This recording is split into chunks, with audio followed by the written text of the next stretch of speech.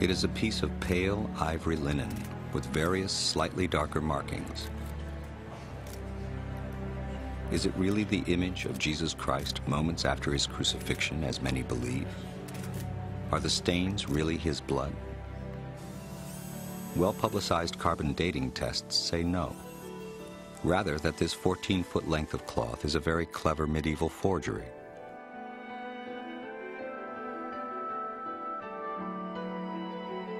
But recent information has raised serious doubts about the accuracy of the carbon dating. Scientists are again pressing their attention to the old question: is this an image of the crucified Jesus?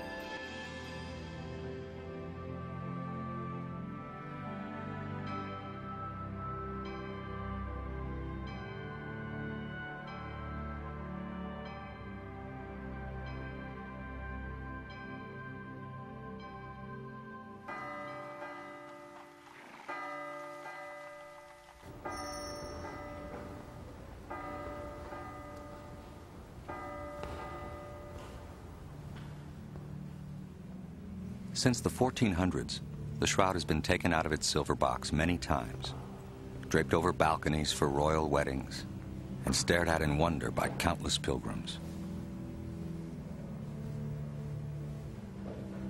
The shroud first appeared in Europe in 1355. It was well known during the worst years of the Black Death, when huge crowds stood in line to see it, when Gutenberg perfected the printing press, and when Columbus discovered America.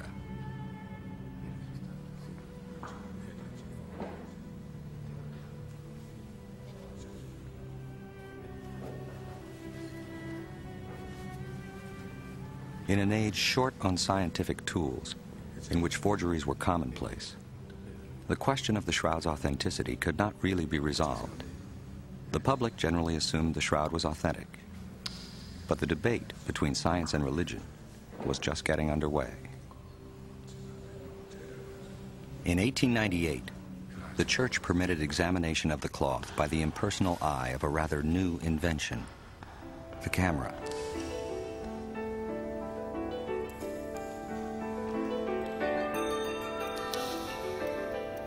No one could have expected that the photograph Segundo Pia took that day would change forever the way people saw the shroud. For as the photographer's glass plate emerged from the developing solution, he saw a face, a distinct, clear face, unlike anything ever seen before on the shroud. He understood at once that the shadowy image on the cloth had been a negative, and that he was now looking at a positive. He held in his hands an image that would launch a century of scientific investigation.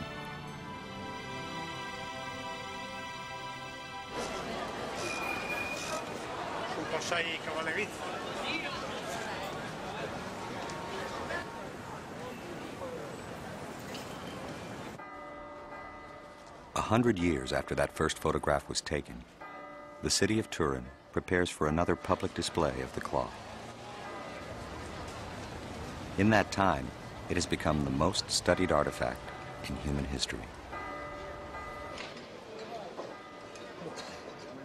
A new high-tech home is being prepared for the shroud. A hermetically sealed case of aluminum and glass from which the air is pumped out and the inert gas argon pumped in. When the shroud is placed in here, it will never be rolled up or casually handled again.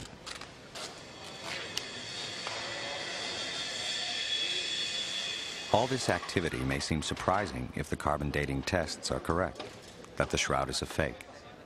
Is it blind faith, or is there reason to doubt the scientific findings? The shroud is again the center of controversy. At an unmarked side entrance, restricted access enforced by guards,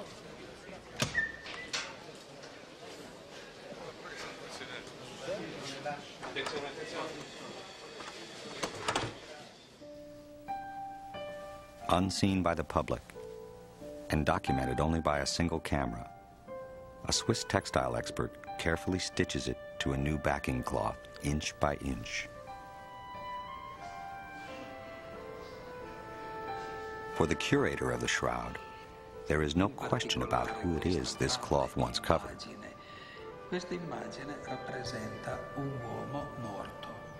This image represents a man who died from the torture of crucifixion.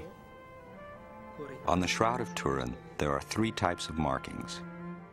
The most obvious marks are scorches from a fire that almost destroyed the shroud in the Middle Ages. Then there is the anatomically correct image of a man, front view and back. And third, what appear to be bloodstains. The bloodstains match biblical descriptions about the torture and crucifixion of Jesus. The beating, the crown of thorns, the spear wound. But is the blood really blood? And how did the image get onto the cloth in the first place? The persistent mystery surrounding these questions has challenged scientists for generations. Students at this college in Glendale, California, get a special glimpse into the ongoing debate about the shroud. Their professor, Angelo Montante, uses the shroud as a teaching tool. This is one of the most amazing cultural artifacts that we find in the history of Western civilization. Clues can be drawn out of it that gives us a perspective on the past. The Bible does not give us details dealing with the crucifixion of Jesus of Nazareth. But let me call your attention to this spot right here where there was bloodshed. If classical paintings were correct, he should have been nailed through the palm. But he wasn't. He was nailed through the wrist. And there has to be a reason for that. And we know what the reason is because of some research done by a French physician. Years ago, a French surgeon experimenting with cadavers was able to determine that the palm cannot maintain the weight of a human being. It has to be through the mesocarpal region of the wrist. Something else is important in this regard. When you nail a person in that area, you press on the median nerve. And when you press on the median nerve, the thumb goes in. And if you'll notice, you do not see thumbs on the figure at all. That's a very accurate kind of thing. How could a forger have possibly known that?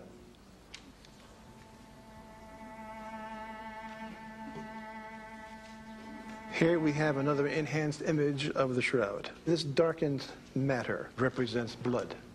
Here, more blood on the arms. And then the whole torso is bleeding. On the side of the torso, near the 5th rib, is an unusual exudation of blood. It matches the shape of the Roman lancia, which was in use at the time of the crucifixion. There is a lot of blood on the shroud, so much so that it makes you wonder at the cruelty of the Romans, that they inflicted such pain on this individual. Cruelty shown on the shroud far exceeds most artistic versions of Christ's Passion. Why would a forger have displayed so much more than people expected to see? Short streaks of blood on the back and legs of the man on the shroud baffled researchers for years, until it was noticed that they exactly matched the peculiar shape of the 1st century whip, the flagrum. I'm holding in my hand a replica of a Roman instrument of torture. It's called the flagrum. And at the end of each thong, you find these dumbbells. Notice that there is a space between the 2 dumbbells.